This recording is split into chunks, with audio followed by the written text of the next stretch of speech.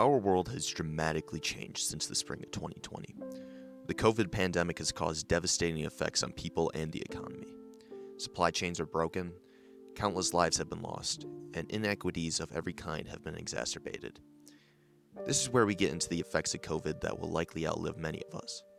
Unlike the economy, which has ways of correcting itself, inequalities need more intervention to be fixed.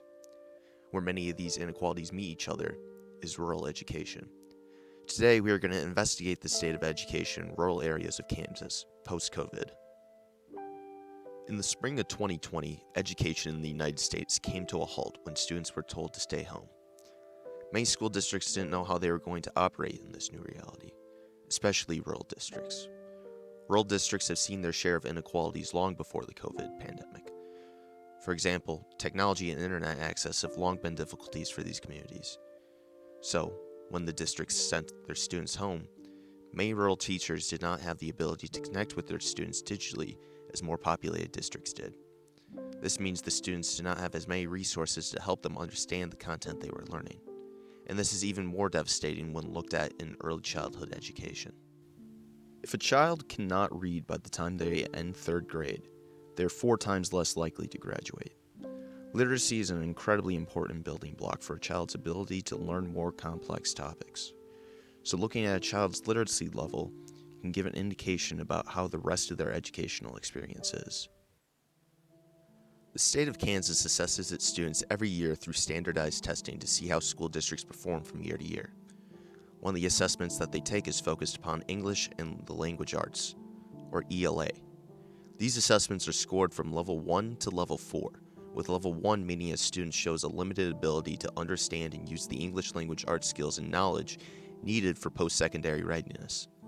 And level 4 means that a student shows an excellent ability to understand and use the English language arts skills. Although districts are expected to administer these assessments every year, for 2020 no assessment scores are available for this year. So the best we have to work with is looking at the jump from 2019 to 2021. Displayed are school districts' third grade ELA level 1 scores, comparing rural districts to all the districts in Kansas. If a school increased the percent of students in level 1, they are put into the any percent category. If a school district went from 1% of their students in level 1 to 6%, they are put into the 5% or more category, and so on. Rural school districts make up about 46% of the districts displayed. When that's taken into consideration, one would expect that rural districts wouldn't make up more than 46% of any of these categories. It is true that rural districts make up this 46% when looking at overall declines. However, as one goes down the increases, it becomes very apparent that rural districts decline significantly more compared to the rest of the state. Of the top increases in level 1 students, rural districts made up 82% of them. In addition to this, of school districts with 50% or more of their third grade students scoring at level 1 in ELA in 2021, 7 out of 12 of them were rural districts. The question now stands: what is causing this and how can it be remedied?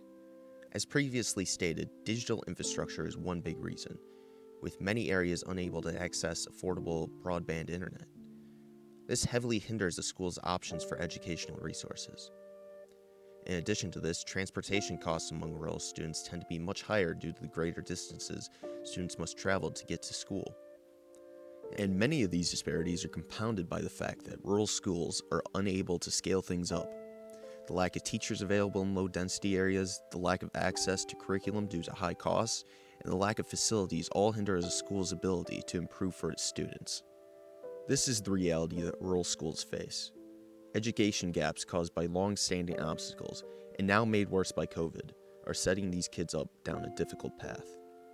Because of this, these issues need to be addressed as soon as possible, as early childhood literacy is important for the rest of a student's success. The sooner there is intervention, the less damage there will be on the student's long-term success. It's important that policymakers do not forget these communities, and they provide rural communities with what they need to succeed.